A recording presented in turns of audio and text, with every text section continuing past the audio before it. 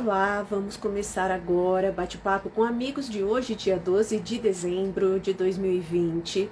Um assunto muito interessante sobre o desenvolvimento da criança, da pré-adolescência e também da adolescência, com a nossa querida doutora Juliana Cetino. Ela vai conversar com a gente sobre o desenvolvimento endocrinológico, uma palavra grande, né? Sejam bem-vindos, Luciene Almeida, Juliana já entrou.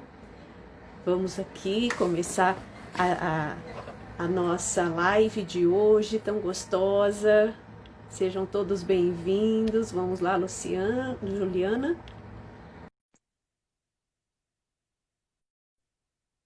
Nossa live, nosso... Oi, Ju. Olá, Boa tarde. Que boa bom, tarde, Ana. finalmente a gente está junto aqui. Uma, nossa, um prazer e uma honra muito grande ter você comigo aqui, com todos nós. Nossos convidados estão começando a entrar. Eu fiquei muito feliz com o convite. Obrigada, viu, Ana? Eu, mais ainda, de conseguir aceitar, né? Sabendo a tua rotina corrida como é, não é fácil, mas eu estou muito contente, né? Então, vamos começando aí, falando um pouquinho de você. Gostaria que você se apresentasse, né? Depois essa live vai ficar disponível no IGTV, vai ficar no YouTube também, psicóloga Ana Cristina Penteado Lopes. E vocês podem divulgar, vocês podem encaminhar para as pessoas, principalmente as mamães e os papais, né? Uma preocupação que a gente tem muitas vezes, o que acontece, né, em termos endócrinos aí, os hormônios das crianças, como que funciona, né? Então, vamos começar apresentando a doutora Juliana Cetino. Oi, Rafael, seja muito bem-vindo. Que bom que você chegou. Pessoal que está aqui, vamos disparar aí, né, o aviãozinho para que as pessoas possam curtir esse momento e aprender muito com a doutora Juliana. Vamos lá. Bom, eu me formei em 2013, né, em medicina pela FAMERP. Depois eu fiz 2 anos de residência de pediatria, também pela FAMERP. E em seguida, 2 anos de residência de endocrinologia pediátrica, também pela FAMERP. Minha formação foi toda lá. Atualmente eu trabalho como pediatra nas UPAs, né, nas unidades de pronto atendimento de Rio Preto, e no consultório eu trabalho com endocrinologia infantil, atendo crianças e adolescentes aí de 0 até completar 15 anos. Uhum. 15 anos, Juliana, não é até os 16, então. Cada profissional acho que tem a liberdade para escolher até que idade, né, trabalha quando lida com criança e adolescente. Eu coloquei essa idade de até 15 anos, e aí depois disso já encaminho para um endocrinologista clínico. Uhum. Muito bom. E assim, quando a gente conversou a respeito de você falar desse tema, queria que você desse uma palhinha para a gente sobre a questão da importância desse tema, né? Você trabalha muitos anos, né? Fez uma excelente faculdade, uma residência incrível, bastante concorrida também. E aqui nós somos o hospital referência, né? No hospital de base, a FAMERP. Então, o trabalho de vocês já dá para você uma experiência muito grande, além de todos esses anos de formada, né? Então, assim, como que você visualiza a importância disso, né, na população? O que que você vê nas mães, nas famílias, nas pessoas? Como que você É, entende? a, a minha experiência assim, de consultório, como eu trabalho mais com a endocrinologia infantil, eu recebo pacientes encaminhados de pediatras, né, para avaliação desses distúrbios de crescimento e também a demanda espontânea, né, dos pais que vêm direto para essa avaliação. E assim, eu queria colocar inicialmente a importância da consulta de rotina com o pediatra, porque eu vejo cada vez mais como um hábito dos pais de levarem os filhos ao pediatra somente quando eles estão doentes. Então, somente para as doenças agudas. E aí, quando é consulta de rotina, se a criança está bem, acaba não levando ou postergando, né? O pediatra, Isso. ele é aquele profissional, sim, que vai fazer o diagnóstico, o tratamento das doenças agudas, né? Infecção urinária, pneumonia, entre outras. Mas ele é aquele profissional que ele está preparado para detectar alterações do desenvolvimento da criança. Alterações cognitivas, distúrbios de aprendizagem, alterações físicas, que elas podem já indicar uma doença ou mesmo alguma síndrome, que se diagnosticadas precocemente, tratadas precocemente, podem minimizar ou até mesmo anular essas sequelas futuras. Então, a consulta de rotina, ela tem um tempo estabelecido, bebês costumam ser mensalmente, né, essas consultas, depois vai passando para 6 meses, até uma consulta anual, nas crianças mais velhas. E quando chegar esse momento de consulta, e seu filho está muito bem, não tem nada, leve mesmo assim, né, porque são nessas consultas, porque às vezes as alterações, elas são muito sutis, e quem vai conseguir detectar é o pediatra, né? Só o especialista, né, Só o Juliana, que está especialista. acostumado teórica e praticamente. E é verdade, a gente tem muito essa cultura, aí eu, desculpa a ignorância, mas eu não vou saber se é só no Brasil, mas pelo menos no Brasil a gente tem muito essa cultura de que o médico não trabalha no setor preventivo. A gente vê muitas questões do médico trabalhando com uma questão de tratamento mesmo, né? Diagnóstico e tratamento. Então, essa Sim. cultura preventiva é uma coisa que tem sido muito divulgada em todos os aspectos, pela psicologia da saúde, inclusive, né? A gente valoriza muito essa questão, né? Do nível terciário, que é a prevenção, né? E promoção da saúde. Então, isso é muito legal mesmo. E o endócrino pediatra, mais ainda, né? Não necessariamente apenas o pediatra, mas de vez em quando fazer uma consulta, né? Se Eu você acha, mesma, sim, pode falar, desculpa. se você acha que tem algo errado, né? Leve ao pediatra ou, se dependendo da situação, leve direto ao especialista, mas tem que procurar um atendimento, sim. Uhum, é isso mesmo. Ellen, Sandro, obrigada por ter entrado, o pessoal que está aqui entrando também, né? Sejam todos bem-vindos. Olha, entrou bastante gente, Milton Pelani, Marina Zucco, G Balista, Rafa, Cantinho das Folhas, sejam bem-vindos. Eu gosto, Ana Lúcia Deliberto, Maria tem criança pequena, Maria das Humanas, né? Já esteve aqui, como eu costumo dizer, já tem o bate-papo com amigos no currículo, Juliana, né? Isso é muito gostoso, que delícia. Estamos recebendo bastante gente aqui, muitas pessoas muito importantes para nós nesse momento de interação, né? Participem com perguntas, comentários, né? Vocês que estão vendo aqui a simpatia e a competência da nossa querida amiga, doutora Juliana, manda e dispara no aviãozinho, né? Esse triângulozinho aí, manda para as pessoas poderem participar conosco. E se não der para participar ao vivo, depois vai ficar disponível nas plataformas. Então, a doutora Juliana já começou, né, a se apresentar, já apresentou a importância do tema dela, a importância do pediatra, né, para o desenvolvimento normal e para o acompanhamento desse desenvolvimento, né? Então, vamos começando. Ah, trazendo assim o assunto para baixa estatura, né, que hoje escolhi para dar mais ênfase dentro dos distúrbios de crescimento, a essa consulta de rotina com o pediatra é importante porque é quando vão ser feitas as medidas da criança e sendo colocadas, alimentando o gráfico de crescimento, que é uma das principais ferramentas que a gente tem para o diagnóstico de baixa estatura, né? Então, a criança vai para avaliação com o pediatra ou diretamente com o endócrino infantil, a gente mede a criança e coloca essa criança como um pontinho nesse gráfico.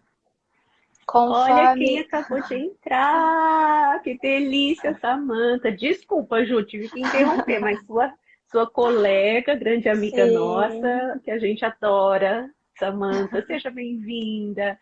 Que bom, né? Que bom que conseguiu entrar, porque mamãe novinha. Aí minha mãe está entrando agora também. Daqui a pouco entra o Fernando. Que bom que vocês estão aqui com a gente, pessoal. Muito bom.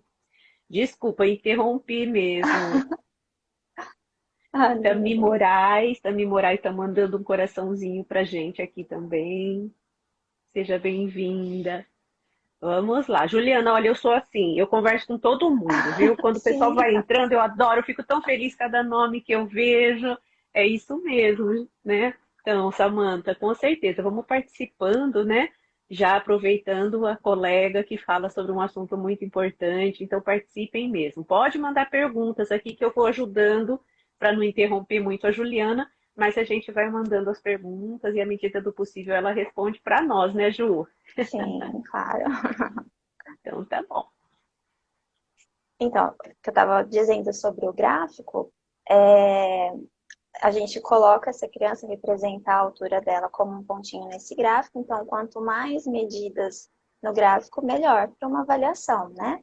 A gente junta esses pontinhos, formando uma curva, chamada curva de crescimento, e analisa a tendência dessa curva, né? A, essa tendência ela pode ser ascendente, ou uma curvinha paralela, ou uma tendência ao achatamento, ou até mesmo um achatamento. Uma criança que ainda não entrou em puberdade, a tendência normal é ser uma curvinha paralela. Então, quando ela tem uma tendência ao achatamento ou achatamento, é porque algo está errado. E aí merece a investigação. Para alimentar esse gráfico também, para a gente fazer uma boa avaliação, é importante também a gente colocar o canal familiar da criança nesse gráfico, representar no gráfico o canal familiar. O canal familiar, a gente faz uma continha, né? A altura da mãe, a altura do pai e, dependendo do sexo da criança, feminino ou masculino, chega numa estatura-alvo de adulto. É uma estatura que a criança teria predisposição genética a alcançar quando adulta. E aí o canal familiar, a gente coloca 5 centímetros para mais e para menos dessa estatura-alvo e chega nesse canal. E representa esse canal também no gráfico. Então, a criança que não tem uma alteração de crescimento, né, do desenvolvimento, normalmente ela está dentro desse canal familiar também no gráfico, né? Sim, às vezes algumas mães assim, né, como eu já até comentei com você, né, já consultei algumas vezes a respeito da minha filha, né, já várias coisas, adoro tua habilidade, teu conhecimento. Tem umas mães como eu que estragam a curva, né, estraga esse tal de canal familiar, que não adianta ter um É, pai de quase 2 metros com uma mãe de 1,60 m, né, então se atrapalha a curva, né. Mas, enfim, exatamente. tem esse desvio padrão, né? Só falando um É, oi para Vanessa. Vanessa também tem aí no currículo dela um bate-papo com amigos, uma das minhas primeiras convidadas, né? Já estamos aí com tantos meses, batendo quase 40 entrevistas e sempre com pessoas incríveis, pessoas que eu confio muito, né, na capacidade profissional. São pessoas que eu amo de paixão, geralmente. Todos que estão aqui são pessoas que eu conheço ou aprendi a conhecer mais recentemente, né? Priscila, estamos todo mundo entrando, né? Vamos todos sendo bem-vindos. Eu queria fazer uma perguntinha, Juliana, que é uma pergunta, uma questão pessoal que eu tenho curiosidade de saber, né? Que eu lembro desde que da minha adolescência eu me perguntava muito isso, porque eu queria crescer muito mais, né? Boa tarde, Priscila. E aí eu sempre ficava, as pessoas falavam, não, Ana, mas fica tranquila, que você vai crescer até 18, depois os outros falam que você vai crescer até 21, e eu acho que é um pouco exagero, até os 21 a gente não cresce, né? Acredito eu. Mas eu queria que você falasse assim, até quando é esperado, né, num desenvolvimento normal, não sei se, enfim, não quero ficar batendo, fazendo perguntas e atrapalhando o que você preparou para não, mas nós, né? a, o crescimento, ele está totalmente relacionado à puberdade, né? Então, a criança, ela cresce num ritmo, ela intraútero bem acelerado, depois ela nasce e começa uma desaceleração, e ali dos seus 3, 4 anos até o início de puberdade, ela cresce de 4 a 6 centímetros por ano, sem muita alteração disso. E aí, quando entra na puberdade, ela faz o crescimento mais acelerado, que é o chamado estirão, né? Por determinado tempo, né? Meninas, tem a ver com a parada, o término desse estirão e a desaceleração lá na puberdade tem a ver com a menstruação, né? A menarca, a primeira menstruação. Então, quando ela tem essa primeira menstruação, ela começa a desacelerar e normalmente ela já fez todo o estirão dela.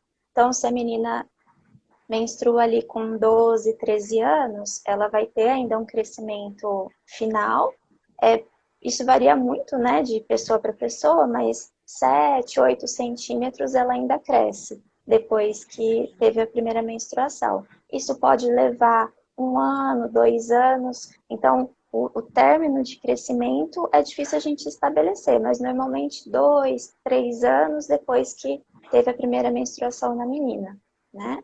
Certo. No menino, ele tem a puberdade dele, o estirão dele um pouquinho mais tardio em relação à menina, então por isso que eles crescem, acabam tendo um crescimento maior no final, né, da puberdade, e não tem um parâmetro para a gente colocar quando que começa a desacelerar, né, mas mais ou menos 17, 18 anos, eles também estão terminando o crescimento deles.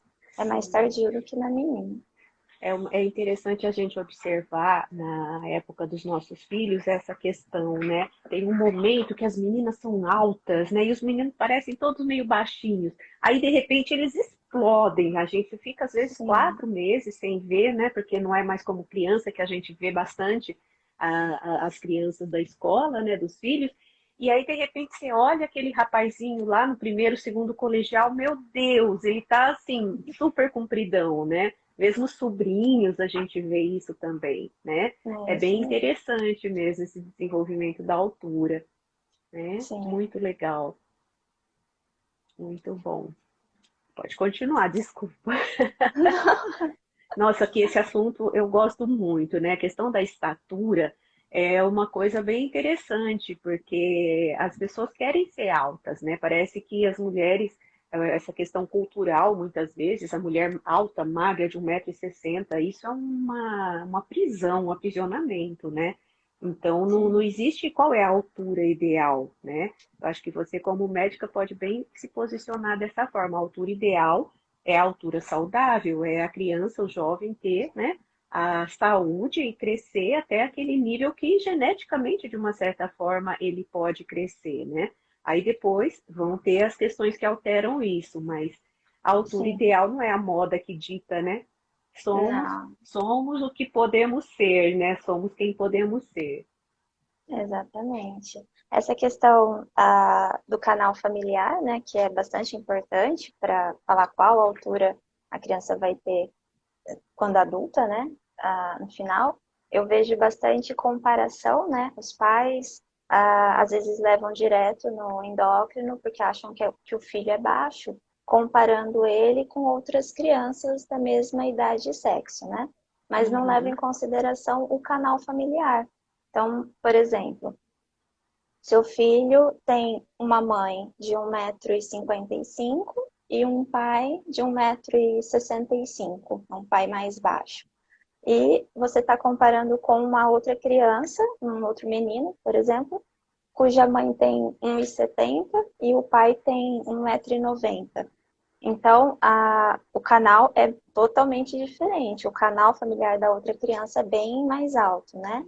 Então, isso. não tem como você querer comparar os dois. A outra criança, se ela fosse da mesma altura do seu filho, aí quem teria algum problema de estatura era a outra criança, que estaria abaixo do canal familiar dela. Então, Isso isso que é muito interessante, né? tem que levar em A, a consideração. Priscila A Priscila fez uma pergunta que eu até acredito que você tenha essa resposta mais para o final, mas você vê aí a ordem que você quer seguir, que ela está dizendo que depois da menarca, a menina pode fazer uso de algum hormônio para aumentar, a criança, né, pode fazer uso de algum hormônio para aumentar o crescimento? Interessante a pergunta, né? A importância disso, por que faria essa utilização, se há necessidade, quando há necessidade, mas você fica à vontade, porque você está colocando Sim, toda a questão do desenvolvimento normal primeiro, né? Para não, depois, eu mas acredito, falar. Vamos vamos lá, fica à responder. vontade. Então, tá A bom. A menarca, a gente só vai interferir, né, a questão hormonal se ela tiver alguma coisa errada, estiver fora do seu tempo, né? Então, se a menina teve uma menstruação, a menarca, antes dos 10 anos de idade, quer dizer, foi precoce, a gente interfere no sentido de segurar um pouquinho essa menstruação, né? Para ela ter tempo de crescer um pouco mais. Depois a gente tira essa medicação e ela continua o crescimento dela. Mas se não tem essa questão de puberdade precoce, a gente não interfere. Não tem um hormônio que a gente usa só para promover crescimento se ela não tem uma deficiência hormonal. Por exemplo, ela deve estar pensando no hormônio do crescimento, né? O GH, que é bem famoso, a gente só vai usar se a criança tem uma necessidade, né? Uma situação que necessita, por exemplo, a deficiência do hormônio de crescimento. Mas não é indicado somente para estética, né? Teve a menstruação, não é indicado eu usar o hormônio somente para promover aumento de estatura. Uhum. Valeu. Muito bem explicado, que gostoso saber dessas coisas, né? A gente é tão leigo nesse assunto, inclusive é muito comum, né? Vamos colocar aquelas questões de papos de família, né? Nossa, né? A fulana tá mais alta. Olha, o Beltrano cresceu bastante, né? E fica comparando muitas vezes, né? Os primos, as primas, aquelas histórias todas, né? Tem gente que tem até medo de ir nas festas porque não quer ouvir nem que tá mais magra, nem que tá mais gorda, nem que tá mais baixa, nem que tá mais alta, né?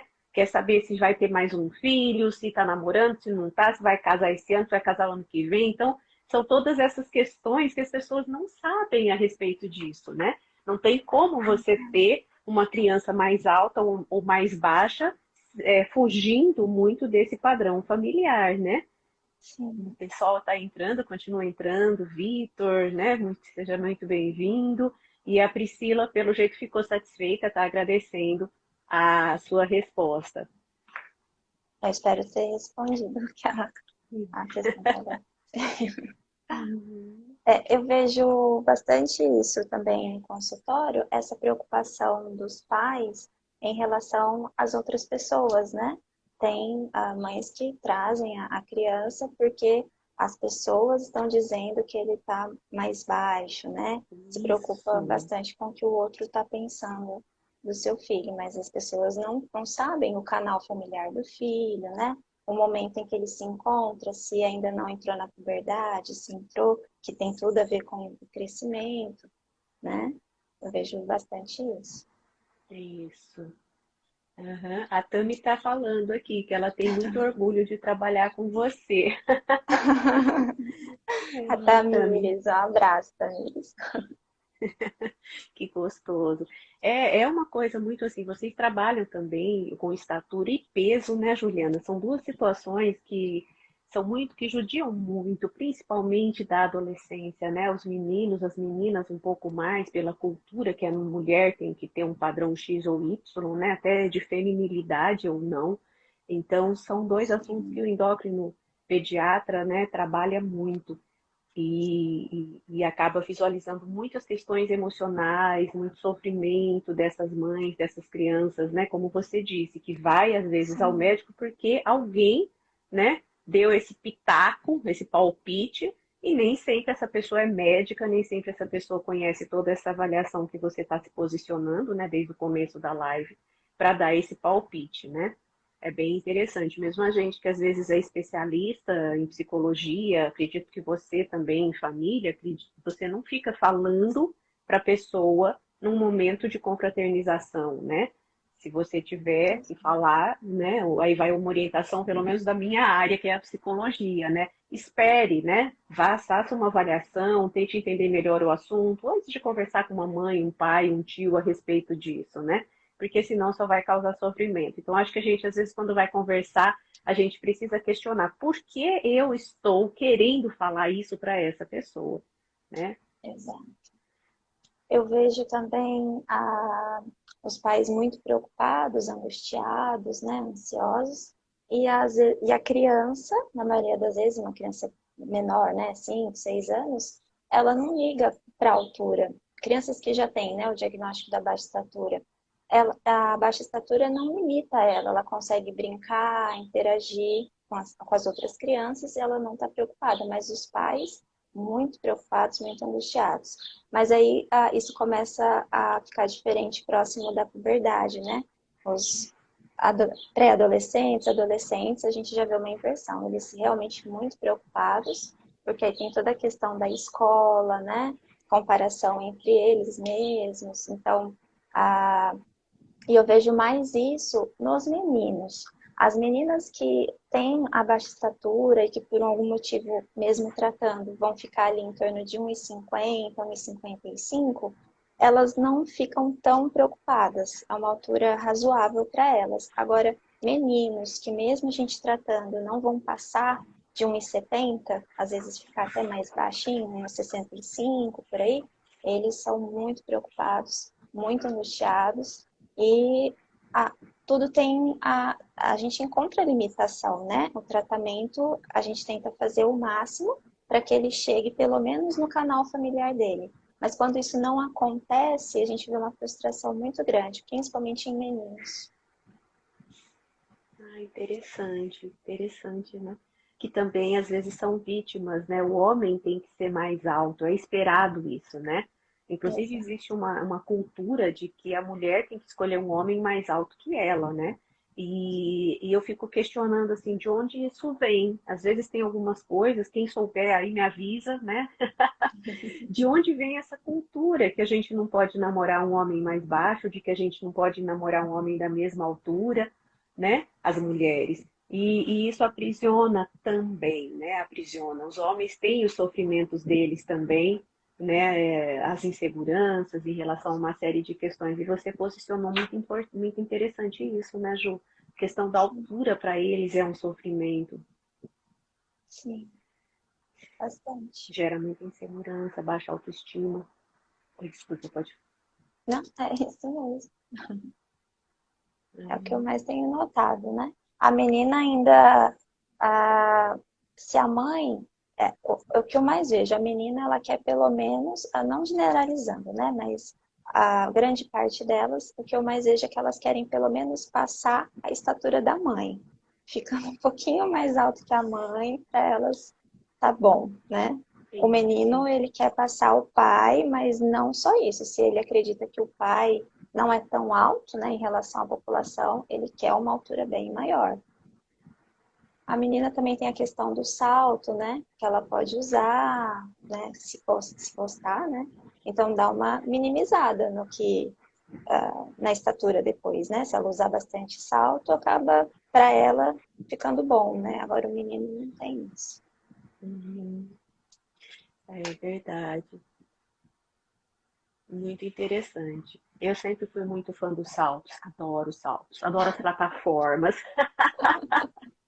adoro. 15 centímetros de salto faz uma diferença. Ai, que barato, mas a gente se sente, né? Mas no fundo, o que muda no dia a dia, né? É. Uhum. Ai, Ju, tá ótimo. Vamos lá. Bom, eu posso falar um pouquinho sobre a investigação, né, da baixa estatura em si. A Ótimo. gente, o diagnóstico, né, a gente consegue olhando esse gráfico de crescimento e também a velocidade de crescimento, né, que é importante.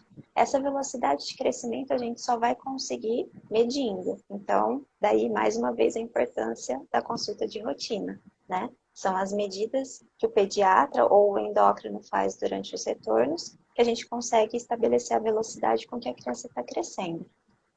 Se essa velocidade é diminuída, ou se ela se encontra abaixo do canal familiar, ou se ela está abaixo de um determinado percentil nesse gráfico, ela tem já um diagnóstico de baixa estatura e aí precisa fazer a investigação para descobrir a causa, né? Essa investigação inicial, ela pode ser feita pelo pediatra, quando ele detecta, né? Ele faz o diagnóstico, ele já pode fazer essa investigação inicial. Por quê? As principais causas da baixa estatura são as doenças pediátricas comuns, gerais, as doenças crônicas.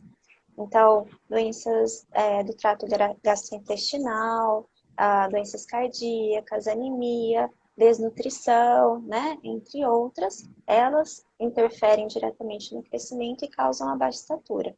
Então, o pediatra ele pode fazer o diagnóstico através de exames de triagem, que a gente fala, né, uma coleta de sangue, em que vão vários exames, vão ser coletados vários exames ali, e um exame de urina.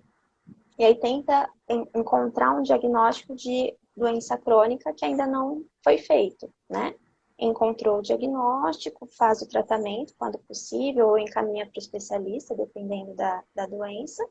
E a tendência é dependendo também da doença, né? Uma recuperação do crescimento, né?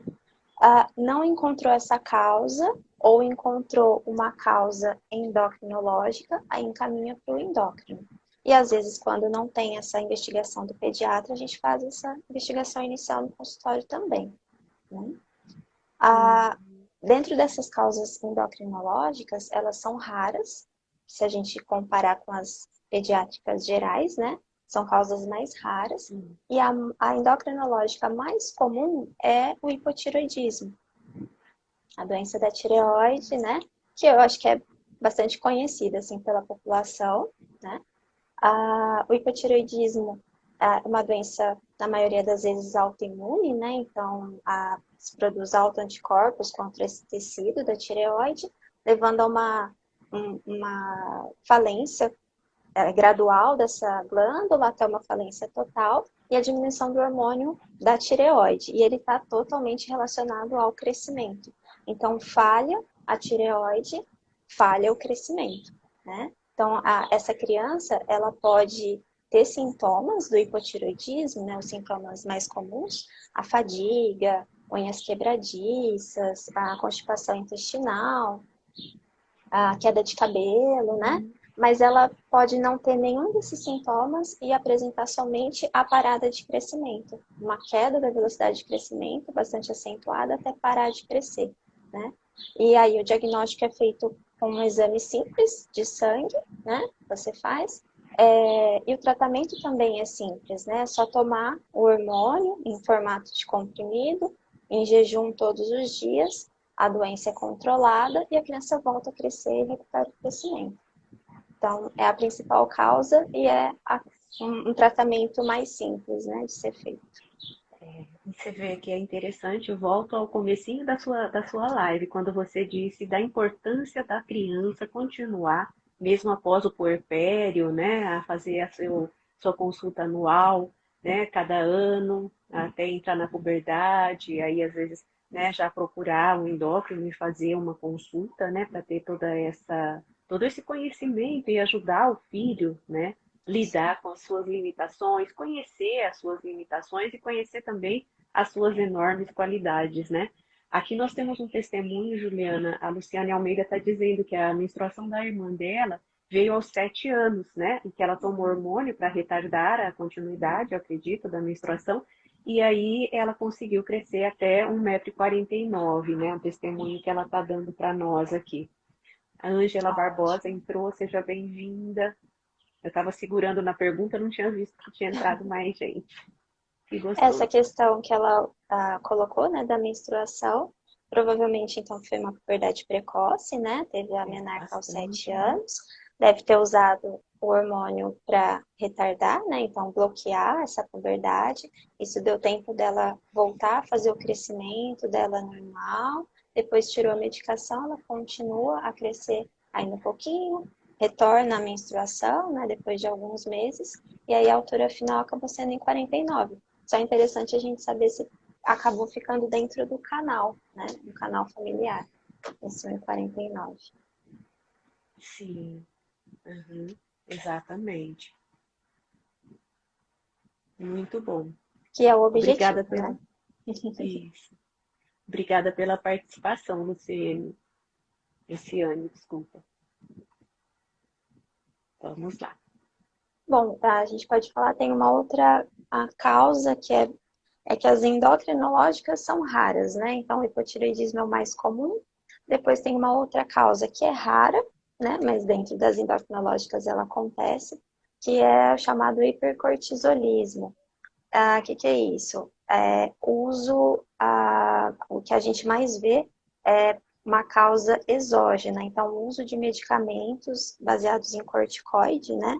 Corticoide via oral ou corticoide tópica em pomada, de uma maneira não adequada, né?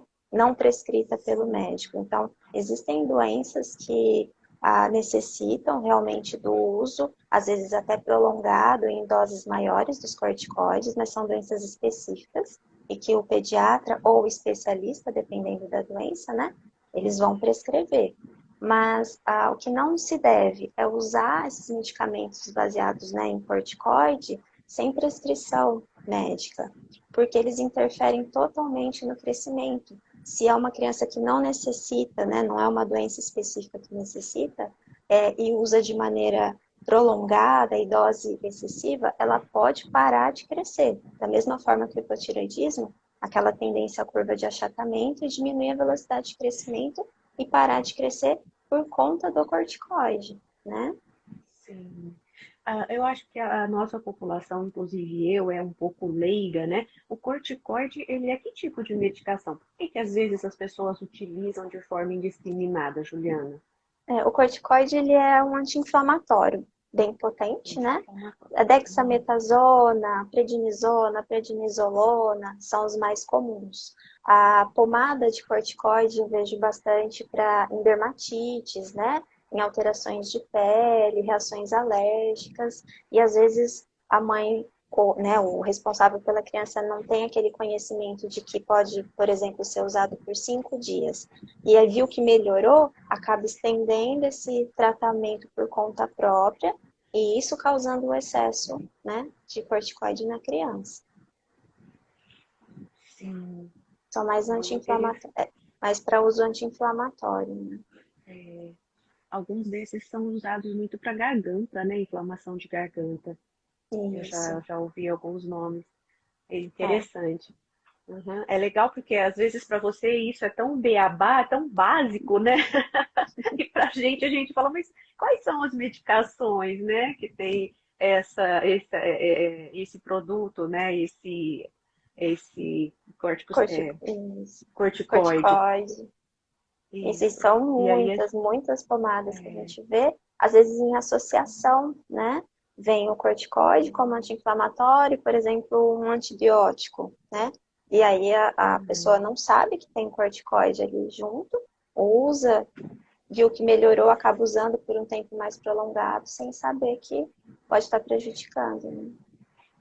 mais uma vez, né, de acordo com outros médicos que estiveram aqui, você está reforçando a questão, né, gente? Pelo amor de Deus, não compra remédio sem saber o que é, sem saber o que está acontecendo, né? Definitivamente, só mesmo que o medicamento venda sem receita, dá uma perguntada, faz uma consulta, né? O Sim, Brasil, graças a Deus, tem um monte de defeitos, mas nós temos os nossos postos de saúde, que para consultas básicas, questões como essas, é simples, né? Então, acho que a população precisa também, é uma outra cultura isso, além de não levar o filho todo ano ao médico, é uma outra cultura de querer medicar, né, sem a consulta médica. Então, olha só o perigo que pode criar, né, no desenvolvimento da criança, não só no crescimento, né? sim, sim. Muito bom. Uma outra causa que também é bastante rara, mas pode ser conhecida da população por causa do hormônio de crescimento, né, o GH, é a deficiência do hormônio de crescimento. Então, é aquela criança que pode ter nascido sem a produção do hormônio, né, então uma deficiência congênita. Logo que ela nasce, pode ter alguns sintomas característicos ou não. Então, ela só vai ser diagnosticada lá por volta dos 2 anos de vida, porque vê que o crescimento não foi adequado, né? Então, faz uma suspeita e o diagnóstico nessa época. Ou ela pode ser adquirida. Então, são crianças maiores ou até mesmo adolescentes, né, pré-adolescentes, que adquiriram de alguma forma essa deficiência. Traumas cranianos, né, mais graves, infecções do sistema nervoso central, tumores benignos ou malignos intracranianos podem interferir ali na glândula que produz o hormônio, levando à deficiência, né? A suspeita diagnóstica é da mesma forma, então vê que tem uma baixa estatura, com uma velocidade de crescimento ruim, bem abaixo, né? E só que o diagnóstico da deficiência ele é mais complexo, porque não é somente uma coleta de sangue que a gente consegue fazer. a gente precisa fazer testes de estímulo ou testes provocativos. Dar uma substância, determinada substância, para a criança, via oral ou endovenosa, dependendo da situação, e ela vai ter que fazer uma coleta seriada de sangue, de até 2 horas, né, no laboratório, na tentativa de ver o máximo de hormônio de crescimento que ela consegue liberar sendo provocada por essa substância. Então, se ela não consegue um ponto de corte, a gente consegue fazer o diagnóstico da deficiência. Fez o diagnóstico, faz uma ressonância, né, de crânio para tentar descartar alterações orgânicas ou essas causas secundárias, né, as mais graves, os tumores. Tá tudo bem, começa a usar o hormônio de crescimento, que também é um tratamento mais complexo do que o do hipotireoidismo, né? Porque aí é injeção, é igual ao tratamento de diabetes, né, com insulina, então é uma injeçãozinha no subcutâneo todos os dias. Isso daí a gente vê bastante, em alguns casos, né, crianças menores com muita resistência ao tratamento, porque tem que tomar injeção todos os dias. Então, os pais sofrem bastante e não tem outra alternativa, não tem outra maneira de administrar a medicação se não for dessa forma, né? Eu já vi pais, às vezes, desistindo do tratamento por conta da resistência da criança em tomar medicação, do sofrimento que ela tinha. Mas depois de algum tempo, 1 ano, 2 anos, eles percebem que não está crescendo, que não está evoluindo, que não tem como, né? Sem o hormônio, se ela tem uma deficiência total, ela não vai crescer. E aí eles retornam, a criança já ficou um pouquinho mais velha, começa a entender mais e retornam para poder fazer o tratamento. Então é um tratamento bem mais complicado, né? Mais complexo que o outro. Mas é raro. Ainda bem que é raro. É interessante porque às vezes as mamães que estão aqui, né, podem ficar um pouco tensas em relação a isso, né? Olha, Gabi Aquino, esse sobrenome é conhecido. Minha Entrou prima. agora. Ai, seja bem-vinda, Gabi. Que bom que você chegou. Camila também, né? As pessoas que estão começando agora, né? Já passamos aí da metade já da nossa live. Depois, se tiverem interesse, tem muita coisa boa no começo também dessa live. Vale a pena resgatar aí, né? O que a Juliana já falou, o que já apresentou para nós, né? Então, é muito bom ter vocês todos aqui. Vai ficar disponível, né, no IGTV, acredito que a Juliana vai compartilhar no perfil dela também, e também no meu Instagram, desculpa, no meu YouTube, né? Meu YouTube é simples, é psicóloga Ana Cristina Penteado Lopes, né? Então, tá bom. Roaquinos Minha também entrou, tia. seja bem... A sua tia, seja bem-vinda. Que bom, que gostoso o pessoal entrando agora. Pode continuar, viu, Vamos Juliana? então tentar Eu falo acalmar demais. as mamães que ficaram preocupadas. Todas essas causas que eu falei são raras. Então, o que a gente tem de mais comum?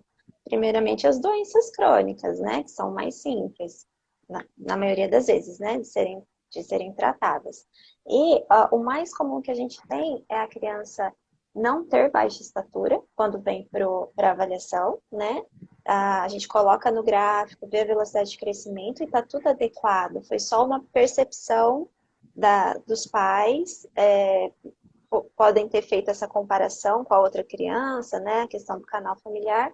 E a criança não ter baixa estatura é o que a gente tem de mais comum, né? Chega na avaliação e vê que não tem. E das que tem, o mais comum são as variantes da normalidade. Então, o que é isso? São dois tipos que a gente tem. A baixa estatura familiar, que o próprio nome já diz, então é um canal familiar abaixo da média da população, mas a criança se encontra dentro do canal, crescendo na velocidade de crescimento, na velocidade normal, né? E ela entra na puberdade num tempo normal e termina o crescimento dentro do canal. Então, isso é o que a gente tem de comum, né?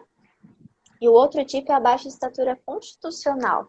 Então, é aquela criança com canal familiar normal, dentro da média, né, da população, mas ela se encontra abaixo do canal, mas quando a gente faz toda a avaliação, ela está crescendo num ritmo normal, ela não tem nenhuma alteração de exame, né? E ela tem eu não falei antes, mas a gente tem uma outra ferramenta, que é o raio-x de idade óssea. Também eu vejo que muitos pais já vêm para o consultório sabendo sobre esse raio-x de idade óssea.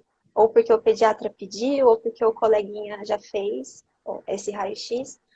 Esse raio-x de idade óssea é uma ferramenta importante também, mostra a maturação óssea para determinada idade cronológica. Então, essa idade óssea ela pode estar atrasada, compatível ou avançada em relação à idade que a criança tem, né? E nessa baixa estatura constitucional, ela tem um atraso dessa idade óssea.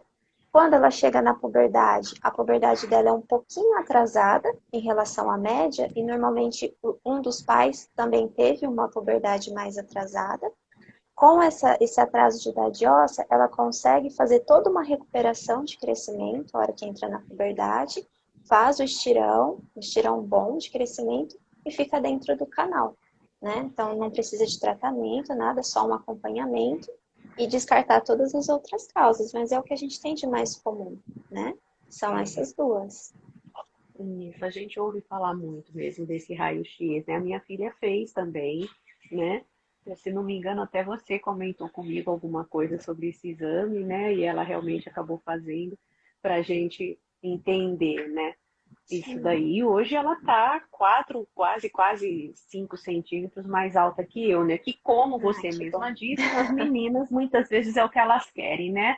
E ela É. desde pequena falava que queria ser um pouquinho maior que eu. Ela conseguiu. É, ela tá feliz, né? Ah, Já que me bom. abraça, já me abraça lá de cima um pouquinho.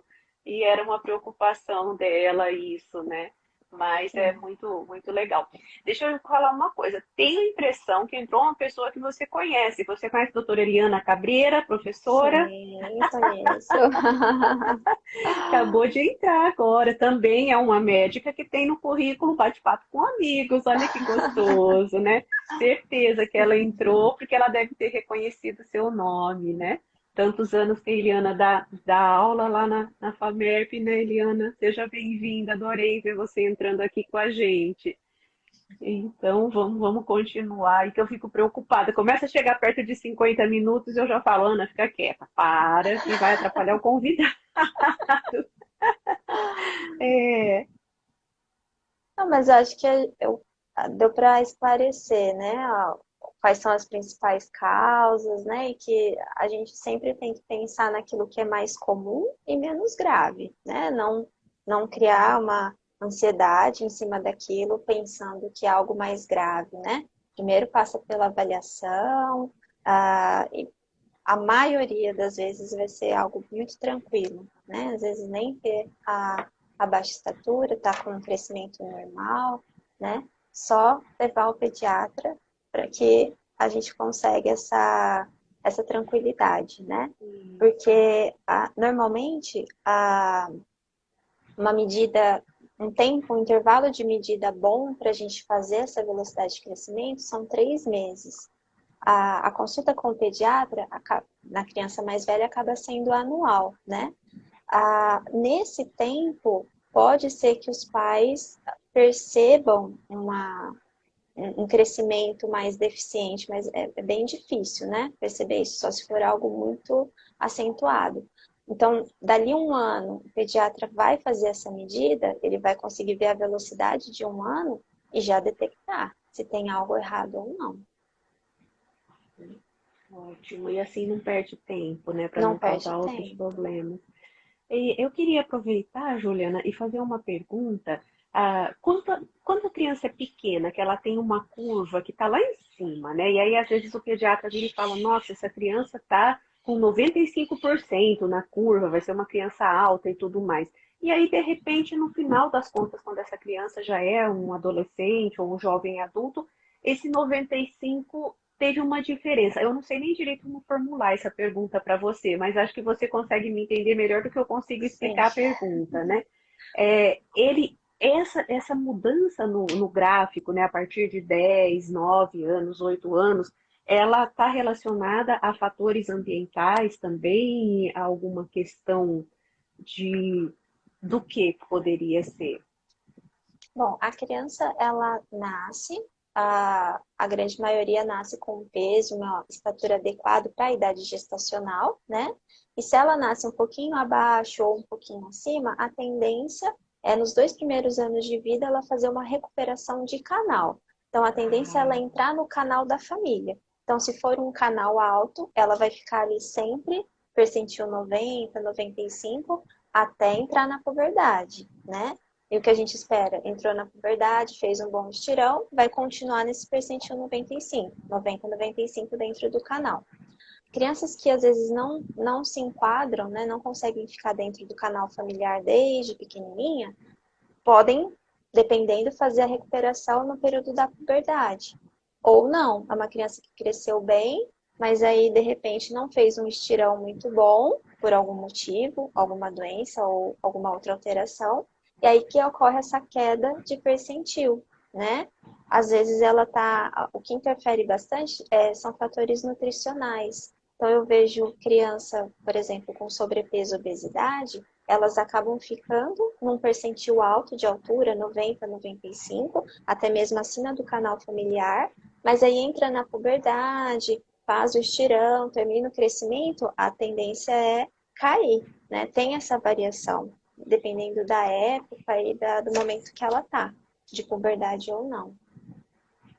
Você tocou num assunto legal que eu estava aqui pensando, mas eu falei, não vou me estender muito nessa questão, porque a gente sabe, né, na nossa população que nos assiste aqui, a gente sabe que não existe a desnutrição, mas existe a alimentação da criança não saudável, né? Muitas vezes os pais usam com a criança o mesmo tipo de alimentação que é comum da família. Então, se essa alimentação da família não é uma alimentação onde eles consomem, né, todas as substâncias, os nutrientes necessários, né? Então a criança pode ter, como você disse, sobrepeso, ou ela pode ter um peso abaixo do normal, né? E subpeso, não sei se fala assim. E aí ela vai ter também um problema de desenvolvimento, né? Não só do crescimento e outras questões. Eu acho que foi legal você lembrar, né? Claro, é da sua área também a questão da alimentação para a criança, né? E a subnutrição que a gente vê as crianças de baixa renda, de baixa condição alimentar, que elas muitas vezes têm realmente uma estatura um pouco mais baixa do que a população em geral, que tem uma alimentação boa. E eu acho que é importante a gente ter essa consulta, né, com o pediatra e às vezes até a nutrição, né, e buscar até às vezes o especialista mesmo, que é o endocrinologista pediátrico, para mudar o próprio hábito, né? Eu vi muito na minha família como que quando apareceu a criança, a gente quis mudar. Nós tivemos um início de uma alimentação diferenciada e saudável, porque se é bom para a criança, deve ser bom para mim também. E não adianta eu oferecer para a criança legumes e frutas e comer batata frita e chocolate só, né? É uma delícia comer batata frita, é uma delícia maior ainda comer chocolate, mas como a gente conversou com a Luciana semana passada, né? Isso tem que ser feito, a comida tem que oferecer prazer e saúde, né? Então a gente tem muito essa questão. Meu Deus, voou, Juliana. Passou É, já, rápido. já estamos aqui 53 minutos. Quando a companhia é gostosa, passa rápido demais, né? Principalmente quando a gente está aprendendo. Tivemos uma audiência muito legal, foi muito gostoso, né? Muita gente começa, depois não dá conta, né? De continuar, depois continua assistindo. Muitos amigos meus falam, ai, Ana, eu comecei a assistir, aí depois eu precisei sair, chegou visita, é sábado, né? O Sim, bate-papo com amigos é um horário gostoso, um cafezinho da tarde, mas às vezes acontece da gente sair, ter alguma coisa, né? Aí, olha lá, todo mundo tá elogiando, né? Ju arrasa, da Luciene, a Samanta foi maravilhoso, adorei a conversa. Isso aí, né, Samanta? Quem sabe, Samanta, você não vem aqui pro bate-papo com amigos? O que que você acha? não é? É, isso aí, né? Cada um com a sua especialidade, enriquecendo aqui o meu canalzinho, enriquecendo o meu trabalho e enriquecendo principalmente a população. Vai ser muito bom, né? Sempre, sempre, sempre, né? Inclusive, eu costumo dizer, aqui não precisa esperar convite, não. Fala assim, ai, Ana, eu tenho uma vontade de falar sobre um assunto, né? Então não precisa esperar eu convidar, fique à vontade. Gente, muito obrigada a todos vocês que estiveram aqui, mas principalmente o meu coração assim bate muito forte. Eu amo essa moça de uma geração de médicos humanos, de médicos novos que estão surgindo aí, né? Que estão começando esse trabalho. Bonito, um trabalho próximo da população, né? Então, eu agradeço muito a Juliana de ter tirado esse tempinho com tanta coisa, consultório, aulas, tudo, os postos de saúde, todo o teu trabalho. Eu agradeço que você tirou esse tempinho para aceitar meu convite, tá? Muito obrigada por ter preparado esse tema tão interessante para nós. Fico muito grata, muito feliz. Pena que já está acabando, né? Obrigadão mesmo. Eu que agradeço, Ana. Muito feliz, foi muito bom. Gostoso mesmo. Muito bom. E repetindo, pessoal que entrou um pouquinho mais para mais tarde, se quiser encaminhar para as pessoas, fiquem à vontade no nosso no IGTV, no nosso perfil, né? E também, quem preferir às vezes assistir, né, no YouTube dá para passar um pouquinho mais rápido, às vezes a gente está fazendo alguma coisa em casa, aproveita para assistir no YouTube e fica lá, no psicóloga Ana Cristina Penteado Lopes. Vai ser um prazer ter vocês lá no canalzinho da gente também. Um beijo maravilhoso, ótimo final de sábado, que o sol saiu aqui, pelo menos aqui na minha região, né? Então, que bom, né? E continuem se prevenindo, gente. Olha, final de ano chegando, casos de Covid aumentando. Não quero ser chata, mas quero levantar aí a responsabilidade de todos vocês, né, doutora Juliana? Tá aumentando um pouquinho aí também, né? Exatamente. Então, não vamos relaxar nos cuidados que a gente precisa, tá bom? Um beijo para todos vocês. Até sábado que vem, que vamos conversar com mais um convidado, que vai ser uma delícia também. Tchau, tchau. Tchau, tchau.